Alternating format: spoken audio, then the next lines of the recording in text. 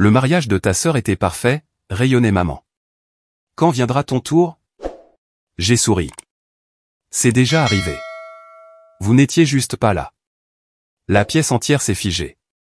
Je m'appelle Morgane, et voici l'histoire de comment j'ai enfin pris ma revanche sur les gens qui ont passé des années à me faire sentir que je n'étais pas à la hauteur.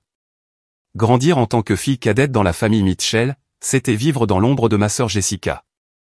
Elle avait 3 ans de plus que moi, était naturellement belle, populaire sans effort, et selon mes parents, absolument parfaite en tout point. J'étais la bizarre, avec des cheveux crépus, un appareil dentaire qui a duré bien trop longtemps, et une tendance à préférer les livres aux fêtes. Mes parents, Linda et Robert Mitchell, ne se sont jamais donné la peine de cacher leur favoritisme. Jessica a eu une nouvelle voiture pour son 16e anniversaire, tandis que j'ai eu droit à une leçon sur la responsabilité quand j'ai demandé des leçons de conduite. Elle a obtenu une bourse complète pour l'université de ses rêves, alors que je cumulais 2 emplois pour payer mes études dans une université locale. Quand Jessica a annoncé ses fiançailles avec son amour de fac, Marcus, mes parents ont immédiatement proposé de payer l'intégralité du mariage. Quand j'ai mentionné que je sortais avec quelqu'un de sérieux, ma mère faisait des commentaires passifs-agressifs sur le fait que je devrais d'abord me concentrer sur mon amélioration personnelle.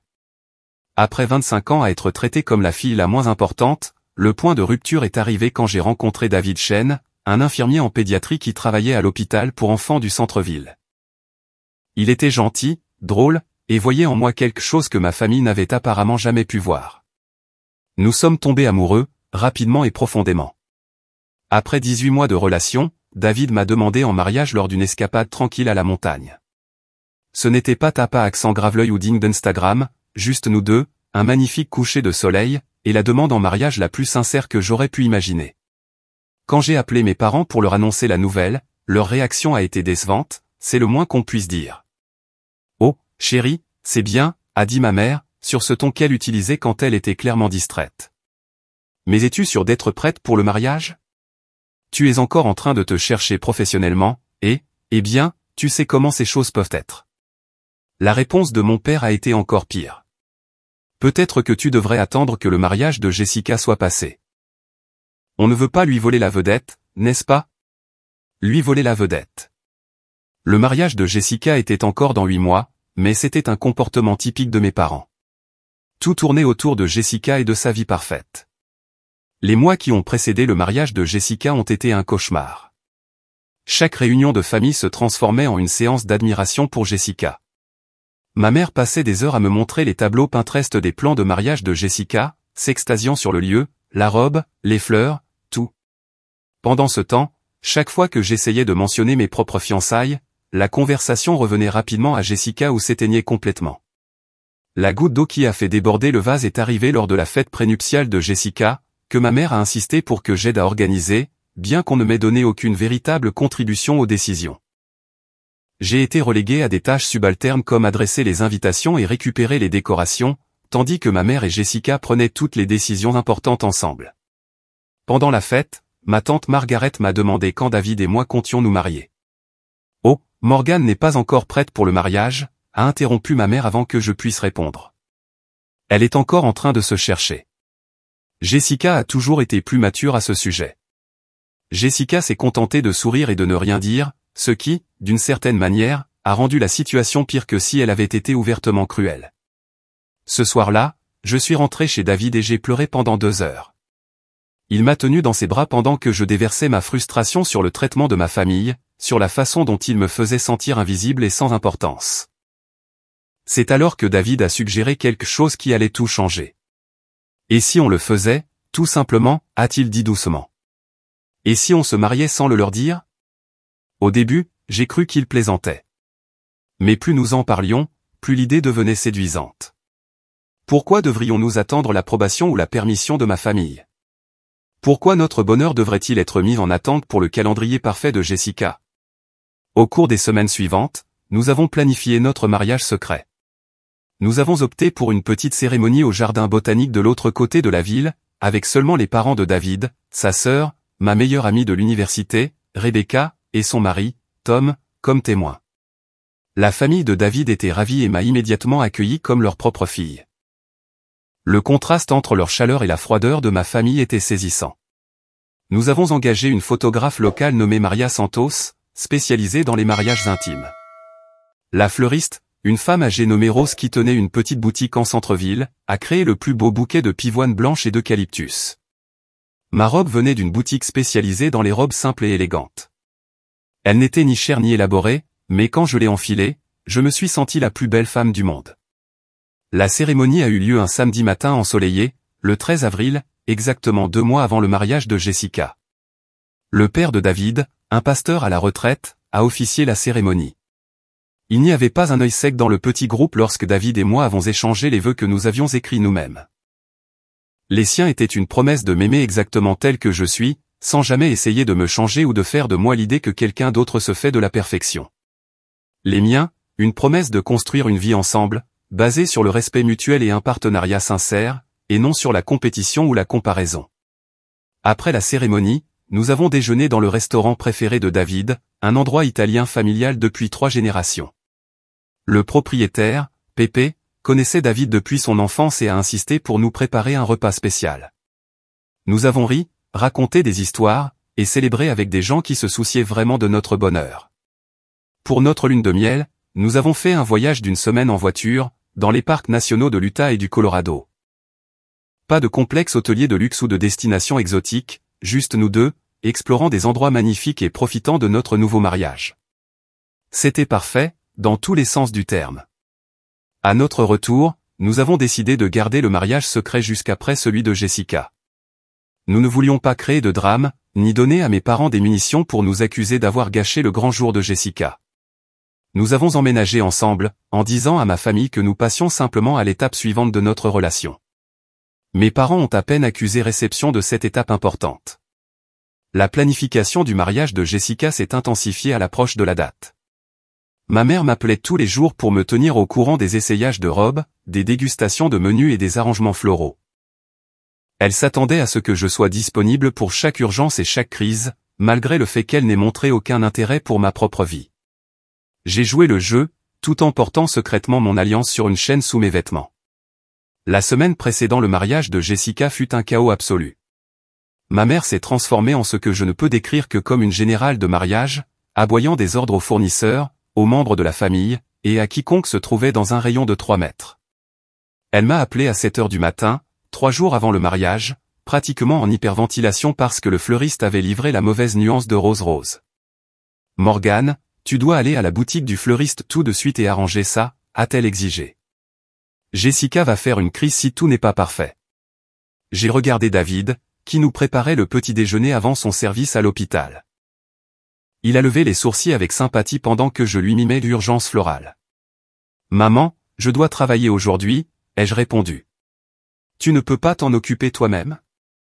Je suis trop occupé avec le traiteur, a-t-elle répliqué sèchement.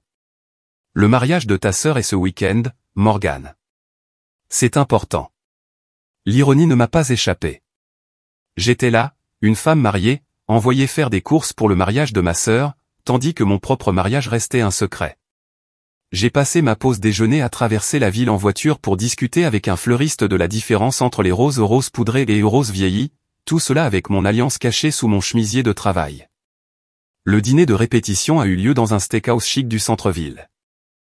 J'ai regardé mes parents aduler la famille de Marcus, qui étaient des gens charmants, mais visiblement mal à l'aise avec l'étalage excessif de richesses que mes parents organisaient.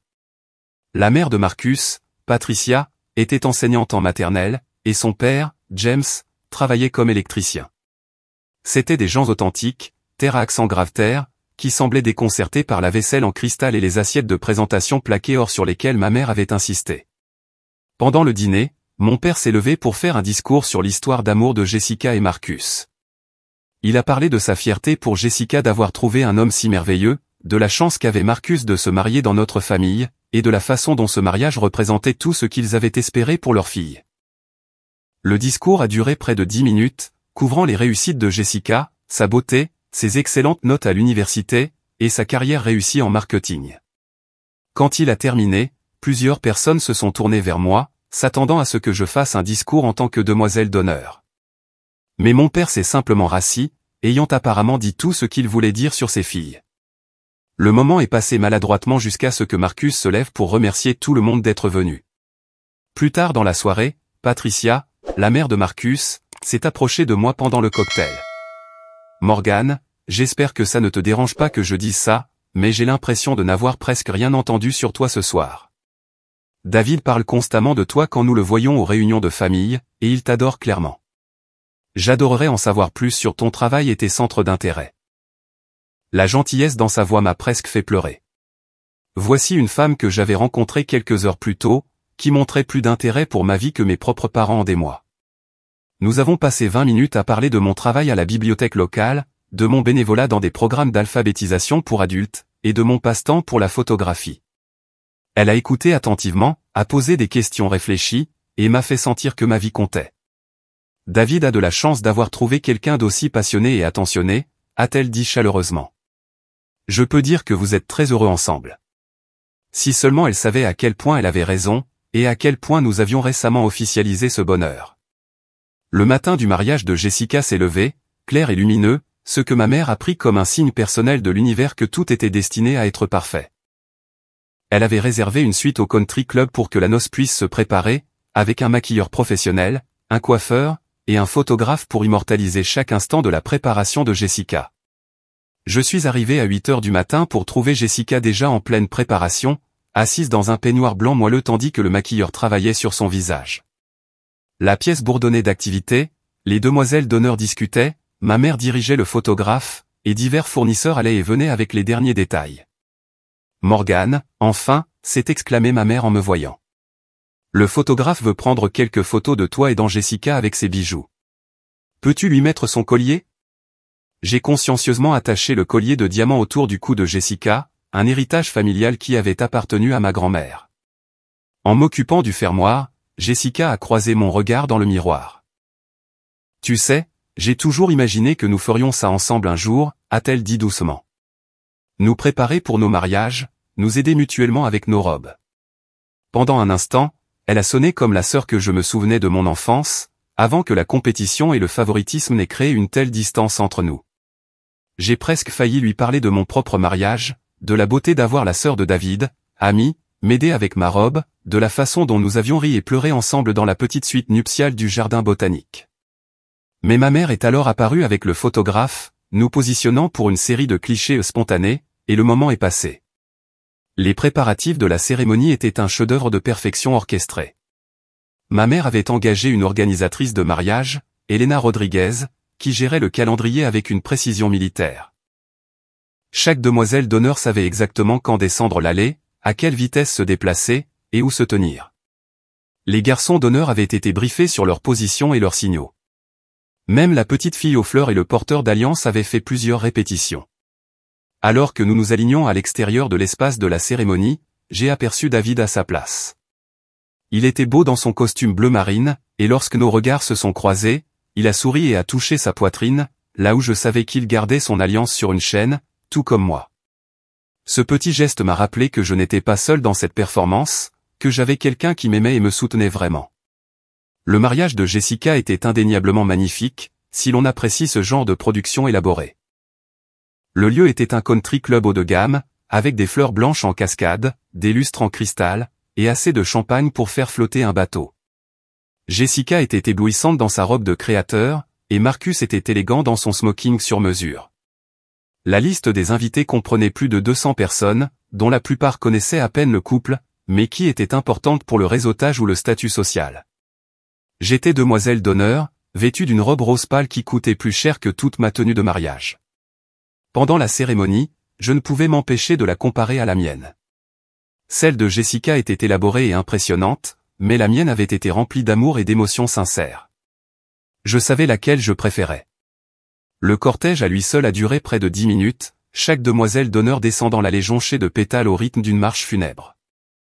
L'officiant, un ami de la famille qui connaissait Jessica depuis l'enfance, a prononcé un long sermon sur le mariage qui ressemblait plus à une performance pour la foule assemblée qu'à un moment spirituel entre deux personnes amoureuses. Pendant les vœux, Jessica et Marcus ont récité des mots qu'ils avaient écrits ensemble, avec l'aide d'un rédacteur de discours de mariage professionnel. Ils étaient polis et romantiques, pleins de références au destin et aux contes de fées. Debout derrière Jessica, tenant son bouquet, je ne pouvais m'empêcher de me souvenir de mes propres vœux à David, où je trébuchais sur les mots en essayant d'exprimer des émotions trop grandes pour le langage.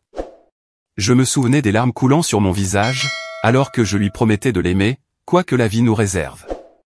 La réception qui a suivi était encore plus élaborée que la cérémonie. La salle de bal du country club avait été transformée en ce que ma mère appelait un paradis de jardin romantique, avec des milliers de roses, des guirlandes lumineuses, et assez de bougies pour éclairer une petite ville. Chaque table était dressée avec de la porcelaine à bord dorés, des verres en cristal, et des centres de table qui coûtaient probablement plus cher que le loyer mensuel de la plupart des gens. J'étais assise à la table d'honneur, entre la colocataire de Jessica à l'université, Amanda, et notre cousine, Jennifer, qui ont toutes deux passé tout le cocktail à discuter de leur propre drame relationnel. Amanda était en plein divorce houleux avec son mari de 3 ans, tandis que Jennifer sortait avec un homme que ses parents désapprouvaient parce qu'il était chef cuisinier plutôt qu'avocat ou médecin. « Au moins, tu n'as pas à t'inquiéter de tout ça pour l'instant », m'a dit Jennifer pendant la salade. « Tu es intelligente de prendre ton temps et de vraiment savoir ce que tu veux avant de t'installer. » J'ai failli m'étouffer avec mon vin. Si seulement elle savait que j'avais déjà trouvé exactement ce que je voulais, et que je l'avais épousée 2 mois plus tôt, lors d'une cérémonie qui semblait plus authentique que toute cette production. Le service du dîner a duré plus de 2 heures, avec plusieurs plats et des accords mets vins que le sommelier expliquait avec des détails fastidieux. Mes parents n'avaient reculé devant aucune dépense, engageant une société de traiteurs 5 étoiles spécialisée dans les expériences culinaires raffinées. La nourriture était indéniablement délicieuse, mais je me suis surprise à penser au simple déjeuner italien que David et moi avions partagé après notre cérémonie de mariage, où Pépé nous avait servi la recette de sa grand-mère pour l'osso bucco et avait refusé que nous payions, parce que l'amour doit être célébré avec la meilleure nourriture et les plus grands cœurs. Pendant le repas, divers membres de la famille et amis se sont levés pour porter des toasts. Les amis de Jessica à l'université ont partagé des anecdotes amusantes sur ses aventures amoureuses avant Marcus. Le meilleur ami de Marcus a raconté leur amitié depuis l'enfance. Mon oncle Robert a raconté des histoires embarrassantes sur Jessica, petite fille qui ont fait rire tout le monde. Même le jeune frère timide de Marcus a réussi à prononcer un discours touchant sur le fait de gagner une sœur. Quand est venu le moment du traditionnel toast de la demoiselle d'honneur, je me suis levé avec ma coupe de champagne, sentant le poids de mon alliance cachée contre ma poitrine. J'avais passé des jours à écrire et réécrire ce discours, essayant de trouver des mots qui soient honnêtes sans être amers, aimant sans être faux. Jessica a toujours été le genre de personne qui sait ce qu'elle veut et qui se donne les moyens de l'obtenir, ai-je commencé, ma voix plus stable que je ne le pensais. Elle n'a jamais eu peur de rêver grand ou de travailler dur pour réaliser ses rêves. Marcus, tu épouses quelqu'un qui te poussera à être le meilleur de toi-même, tout en t'aimant exactement tel que tu es. Et Jessica, tu as trouvé quelqu'un qui voit toutes les choses merveilleuses en toi, que le reste d'entre nous a toujours su.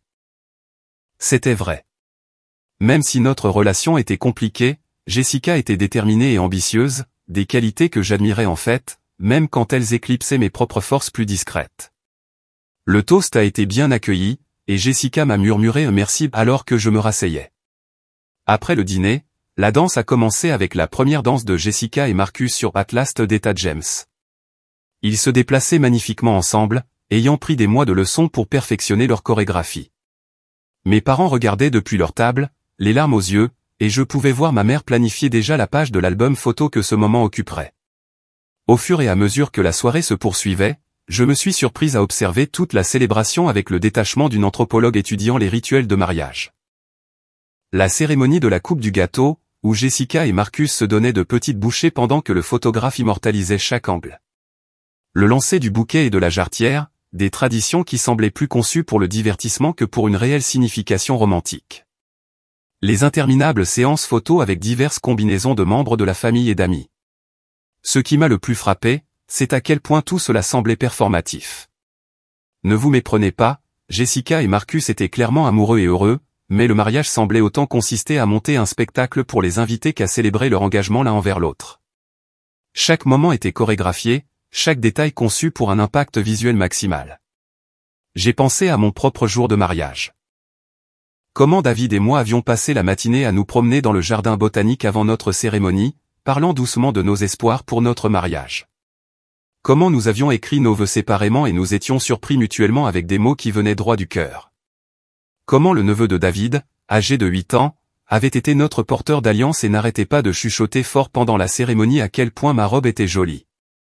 Notre photographe, Maria, avait capturé des moments magnifiques, mais ils étaient spontanés et authentiques, David essuyant les larmes de mes yeux pendant nos vœux, moi riant alors que son père trébuchait légèrement sur les mots de la cérémonie, l'étreinte de groupe spontané qui a eu lieu après que nous ayons été déclarés mari et femme. Ce n'étaient pas des moments conçus pour les réseaux sociaux ou les albums de famille. C'étaient de vraies émotions partagées entre des gens qui tenaient les uns aux autres. Vers 22h, la fête battait son plein. L'orchestre que mes parents avaient engagé jouait un mélange de chansons d'amour classiques et de succès contemporains qui maintenait la piste de danse bondée. Jessica avait troqué sa robe de cérémonie pour une robe de réception plus courte et plus confortable, qui lui permettait de danser plus facilement. Elle était radieuse et heureuse, tourbillonnant sur la piste de danse avec Marcus, puis avec mon père, puis avec divers membres de la famille et amis. J'ai dansé quelques danses obligatoires avec des parents et des amis de la famille, bavardant de mon travail et de ma relation avec David. Tout le monde semblait supposer que nous serions bientôt fiancés, et je souriais de manière évasive pendant que mon alliance pressait contre ma poitrine comme un secret attendant d'être révélé. David et moi avons réussi à voler quelques danses ensemble, y compris une chanson lente où il m'a murmuré à l'oreille « Comment tiens-tu le coup, Madame Chen ?» L'entendre m'appeler par mon nom de femme mariée au milieu de la réception de mariage de ma sœur était surréaliste et excitant. Encore quelques heures, lui ai chuchoté en retour. Ensuite, nous pourrons rentrer à la maison et je pourrai porter mon alliance là où elle doit être. La partie la plus difficile de la soirée a été d'observer mes parents. Ils étaient dans leur élément, jouant le rôle de fiers hôtes avec une joie évidente. Ma mère avait changé 3 fois de tenue au cours de la journée, chacune plus élaborée que la précédente. Mon père s'était détendu après plusieurs verres de champagne et racontait à qui voulait l'entendre à quel point il était fier de Jessica et à quel point Marcus avait de la chance de rejoindre leur famille. Pendant un moment de calme, j'ai entendu ma mère parler à sa sœur, Margaret, des projets futurs de Jessica. Il pense à fonder une famille d'ici 1 an ou 2, a-t-elle dit, sa voix pétillante d'anticipation. Peux-tu imaginer à quel point leurs enfants seront beaux? Et Marcus a de si bons gènes familiaux intelligents, réussis, beaux. Je me suis demandé si ma mère parlerait un jour de mes futurs enfants avec le même enthousiasme, ou s'ils seraient toujours secondaires par rapport à la progéniture de Jessica dans ses affections. Cette pensée m'a serré la poitrine avec un mélange familier de tristesse et de colère. Au fur et à mesure que la soirée avançait, j'ai commencé à sentir une étrange anticipation monter en moi. Je savais que dans quelques heures, j'aurais l'occasion de partager ma propre nouvelle avec cette salle pleine de gens qui avaient passé des années à me traiter comme la sœur cadette moins intéressante de Jessica. La pensée était à la fois terrifiante et exaltante. Vers 23h30, Jessica a annoncé qu'il était temps de lancer le bouquet. Toutes les femmes célibataires ont été appelées à se rassembler sur la piste de danse, et j'ai rejoint le groupe à contre-cœur. J'avais redouté ce moment, sachant que ma mère ferait inévitablement des commentaires sur le moment où ce serait mon tour d'attraper le bouquet et de trouver mon propre bonheur. Les autres femmes célibataires du groupe allaient des cousines adolescentes de Jessica à certaines de ses amies d'université, qui naviguaient encore dans le monde des rencontres à la fin de leur vingtaine. Elles discutaient avec enthousiasme de la tradition, certaines plaisantant sur le fait de ne pas vouloir être la prochaine, tandis que d'autres espéraient clairement attraper les fleurs. Jessica s'est positionnée dos à nous, tenant le bouquet élaboré qui avait été créé spécifiquement pour le lancer une version plus petite de son bouquet de mariée, faite de roses blanches, de gypsophiles et de rubans pendants. Le photographe et le vidéaste se sont positionnés pour capturer le moment sous plusieurs angles. « Êtes-vous prêtes, mesdames » a crié Jessica, levant le bouquet au-dessus de sa tête. Le groupe de femmes s'est légèrement accroupi, les bras tendus, prêtes à se disputer les fleurs symboliques. Je me tenais à l'arrière, peu intéressé à participer à ce qui ressemblait à une performance de désespoir. Mais alors que Jessica se préparait à lancer le bouquet, je me suis surprise à penser à l'ironie de la situation. J'étais là, prétendant être célibataire et espérant l'amour, alors que j'étais déjà marié à l'homme le plus merveilleux de la pièce. Les fleurs ont traversé l'air en un arc parfait et, par ce qui ne peut être décrit que comme une ironie cosmique, elles ont atterri directement dans mes mains. La foule a éclaté en acclamations et applaudissements, et quelqu'un a crié « C'est au tour de Morgane ». Je suis resté là, tenant le bouquet, sentant le poids du moment s'installer autour de moi. C'était ça, la mise en scène que j'attendais inconsciemment toute la soirée. Ma mère s'est matérialisée à mes côtés, son visage rayonnant d'alcool et d'excitation. Le mariage de ta sœur était parfait, rayonnait maman, sa voix portant à travers la pièce qui se calmait. Quand viendra ton tour? C'était ça, le moment que j'attendais. J'ai regardé David, qui se tenait près du bar avec un sourire encourageant. J'ai pris une grande inspiration, j'ai fouillé dans la petite poche cachée que j'avais spécifiquement demandée dans ma robe de demoiselle d'honneur, et j'ai sorti mon alliance, la glissant à mon doigt, là où elle devait être. C'est déjà arrivé. Vous n'étiez juste pas là. La pièce entière s'est figée. Le sourire de ma mère a vacillé, la confusion remplaçant sa joie antérieure. Que veux-tu dire, ma chérie? J'ai levé la main, montrant l'alliance qui trônait fièrement à mon doigt. David et moi nous sommes mariés le 13 avril. Nous avons eu une belle cérémonie au jardin botanique, avec des gens qui se soucient vraiment de nous. Le silence était assourdissant. La bouche de Jessica s'est ouverte, tenant toujours ses mains vides là où le bouquet avait été. Le visage de mon père a changé plusieurs fois de couleur avant de se fixer sur un rouge colérique. D'autres invités ont commencé à chuchoter entre eux, les téléphones apparaissant alors que les gens essayaient de digérer ce drame inattendu. « Tu plaisantes » a dit ma mère, sa voix à peine plus qu'un murmure. « Pas du tout » ai-je répondu, surprise de mon propre calme. Nous avons des photos, un certificat de mariage, tout. C'était une belle cérémonie petite mais significative, le genre de mariage que deux personnes organisent quand elles se concentrent sur leur mariage plutôt que sur une fête. Jessica a finalement retrouvé sa voix. « Pourquoi ne nous l'as-tu pas dit? Pourquoi ferais-tu ça ?» Je me suis tourné vers ma sœur, cette personne qui, sans le savoir, avait été le centre de l'univers de ma famille pendant 28 ans. Quand exactement aurais-je dû te le dire? Pendant un de tes essayages de robe auquel je n'étais pas invité? À ta fête prénuptiale où maman a dit à tout le monde que je n'étais pas prête pour le mariage? Ou peut-être pendant l'une des douzaines de dîners de famille où chaque conversation portait sur ta relation parfaite et tes plans de mariage parfait? Ma mère avait l'air anéantie. Morgane, nous aurions. Nous voulions être là pour toi. Vraiment, ai-je demandé, ma voix se faisant plus forte. Parce que j'essaie de partager ma vie avec cette famille depuis des années, et il n'y a jamais eu de place pour personne d'autre que Jessica. Quand je me suis fiancé, papa m'a dit d'attendre après le mariage de Jessica pour ne pas lui voler la vedette. Quand j'ai mentionné des idées de mariage, vous avez changé de sujet. Quand j'ai essayé de parler de David, vous m'avez fait des sermons sur le fait de me concentrer sur ma carrière. La foule écoutait attentivement maintenant, bien que la plupart des gens fassent semblant d'examiner leur téléphone ou les centres de table. Marcus s'était rapproché de Jessica, l'air mal à l'aise et confus. Mon père s'est avancé, sa voix tendue de colère contenue. Ce n'est guère le moment ni l'endroit pour cette discussion, Morgane. Ah bon, ai-je répondu. C'est une célébration du mariage et de la famille, n'est-ce pas? Je ne fais que partager ma bonne nouvelle avec tout le monde. À moins, bien sûr, que vous soyez embarrassé que votre fille cadette se soit mariée sans avoir besoin d'une fête à 50 000 € pour le prouver. Ça a fait mouche. La mâchoire de mon père s'est contractée, et ma mère avait l'air sur le point de pleurer. David s'est approché et m'a pris la main. Peut-être qu'on devrait y aller, a-t-il dit doucement. Bonne idée, ai-je acquiescé. Je me suis retourné vers la salle, dont beaucoup me fixaient encore. Merci à tous de nous avoir aidés à célébrer. Ce fut très instructif. Les retombées de ma révélation ont été immédiates et spectaculaires. La salle, qui était remplie de célébrations et de rires quelques instants auparavant, est tombée dans le genre de silence qu'on n'entend habituellement que dans les bibliothèques ou les salons funéraires. Je pouvais voir les gens digérer ce que j'avais dit, certains confus, d'autres choqués, quelques-uns clairement ravis par ce drame inattendu. Le visage de Jessica a traversé plusieurs expressions en succession rapide, confusion, incrédulité, blessure, et enfin, colère. Tu fais ça sérieusement, maintenant, a-t-elle sifflé, sa voix basse mais portant à travers la pièce silencieuse. À mon mariage? Je ne fais que répondre à la question de maman, ai-je répondu, surprise de mon propre calme. Mon cœur battait la chamade, mais extérieurement, je me sentais plus posé que je ne l'avais été de toute la journée. Elle a demandé quand viendrait mon tour, et je lui ai dit la vérité. Mon père s'est avancé, son visage un masque de fureur contenue. Morgane, c'est complètement inapproprié. Nous devons discuter de cela en privé. Pourquoi, ai-je demandé. C'est une célébration du mariage et de la famille, n'est-ce pas?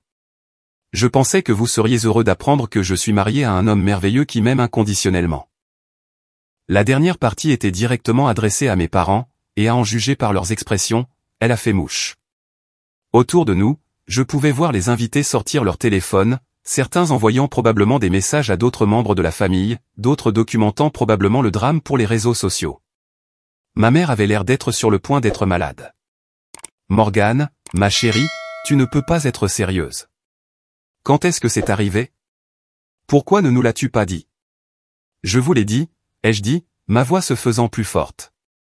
Vous n'étiez juste pas là. Nous nous sommes mariés le 13 avril au jardin botanique.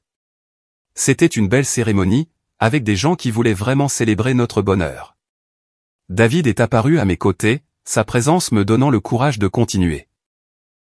Mon mari, David, et moi avons décidé d'avoir un petit mariage intime, axé sur notre engagement l'un envers l'autre plutôt que d'impressionner un tas de gens qui nous connaissent à peine. Le mot mari a semblé frapper ma famille comme un coup physique. Jessica a même fait un pas en arrière, manquant de trébucher sur sa traîne élaborée.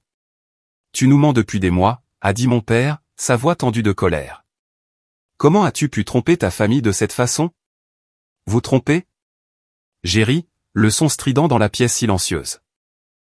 Comme quand vous avez dit à tante Margaret que je n'étais pas prête pour le mariage à la fête prénuptiale de Jessica, ou quand vous avez suggéré que j'attende pour me fiancer pour ne pas voler la vedette à Jessica? Quand exactement étais-je censé partager ma nouvelle avec une famille qui a clairement fait savoir que ma vie n'était pas aussi importante que celle de ma sœur? Plus de téléphones sont apparus dans la pièce. Je pouvais voir ma cousine Rachel tout enregistrée, probablement pour les membres de la famille qui n'étaient pas présents. Mon oncle Robert semblait partagé entre intervenir et savourer le drame. Jessica a finalement retrouvé sa voix. Et alors? Tu as décidé de gâcher mon mariage parce que tu es jalouse? Parce que tu ne pouvais pas supporter qu'une journée ne soit pas à propos de toi. Ça m'a piqué, mais je n'allais pas reculer maintenant. Il ne s'agit pas de toi, Jessica. Il s'agit de moi, qui me défend enfin après 25 ans à être traitée comme la fille de consolation. Ce n'est pas juste, a protesté ma mère, les larmes commençant à couler sur ses joues soigneusement maquillées. Nous vous aimons toutes les deux de la même manière. Vraiment, ai-je défié. Quand m'as-tu appelé pour la dernière fois juste pour savoir comment j'allais? Quand as-tu demandé pour la dernière fois des nouvelles de mon travail, de mes passe-temps, de ma relation sans immédiatement changer de sujet pour parler de Jessica? Quand as-tu agi pour la dernière fois comme si mon bonheur comptait autant que le sien?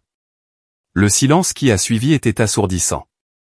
Autour de nous, les invités du mariage avaient formé un cercle lâche, certains faisant semblant de regarder ailleurs tout en écoutant clairement chaque mot. L'orchestre avait cessé de jouer, et même le personnel de service avait interrompu son nettoyage pour observer le drame familial qui se déroulait. Marcus, qui était resté figé à côté de Jessica, a finalement pris la parole. Peut-être devrions-nous avoir cette conversation en privé. Pourquoi, ai-je demandé.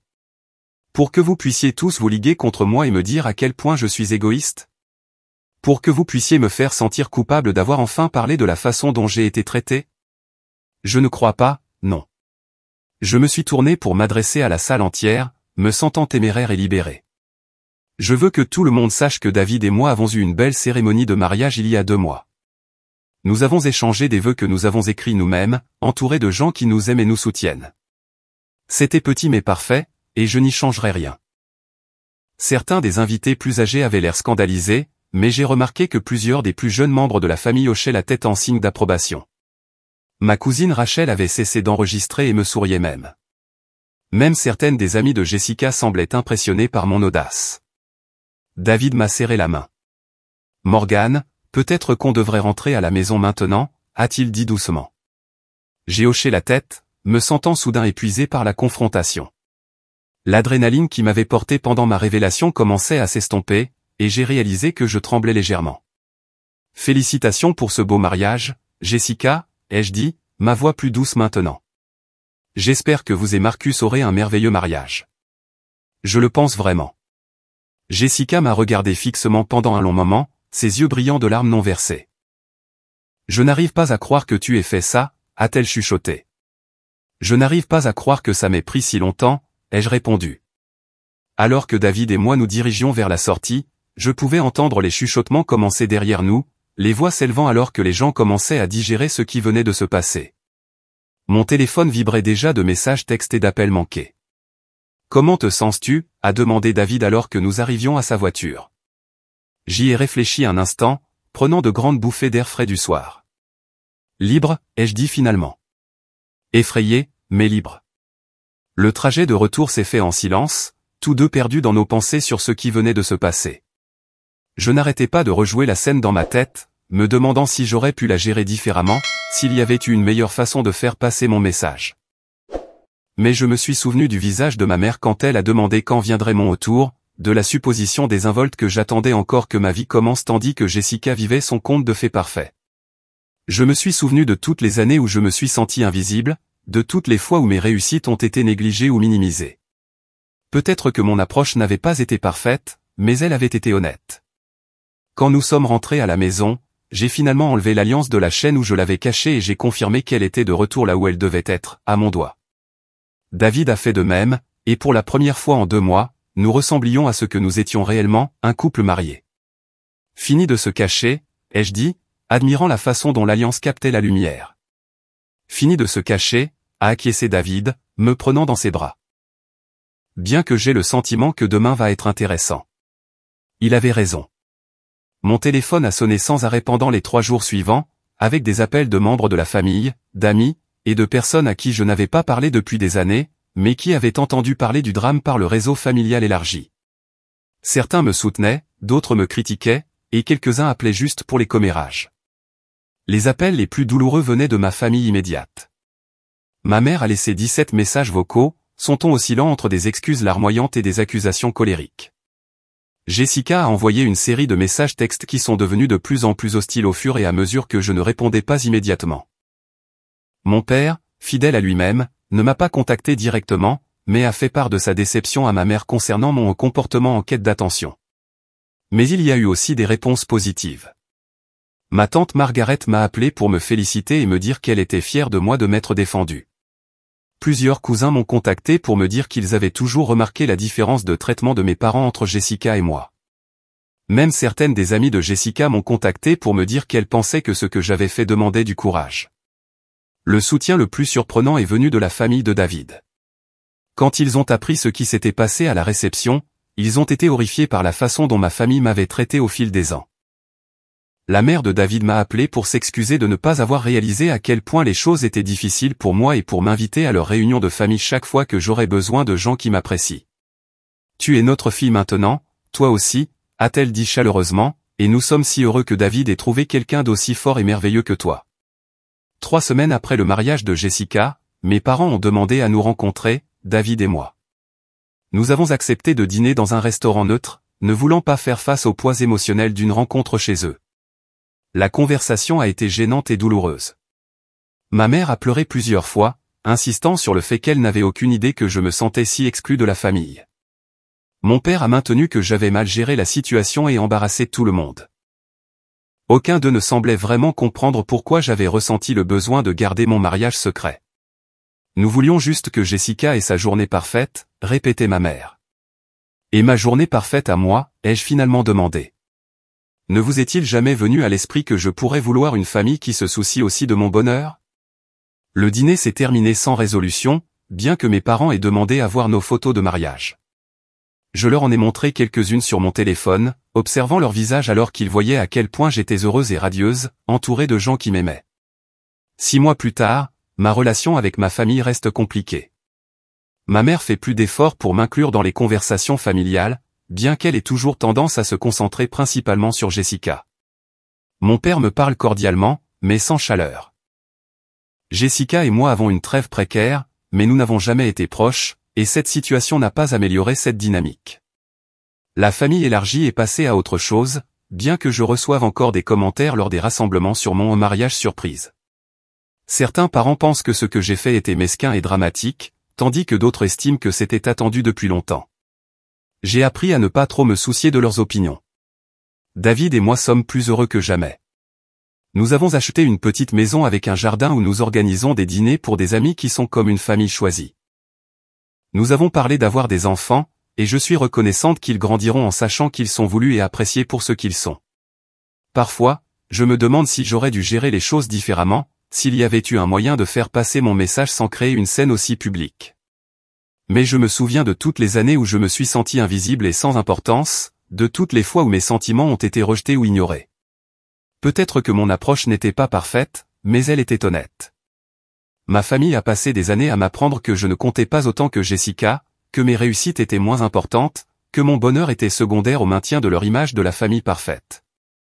Ils ont créé la situation où j'ai ressenti le besoin de cacher une étape aussi importante. La vérité, c'est que je ne regrette pas mon mariage secret.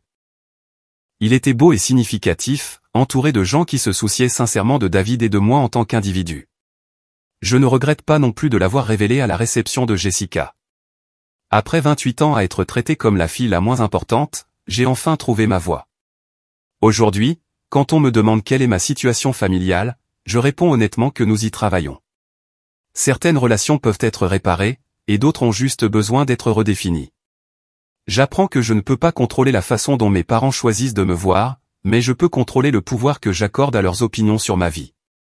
David et moi construisons maintenant nos propres traditions familiales, basées sur le respect mutuel et l'amour sincère plutôt que sur le favoritisme et la compétition.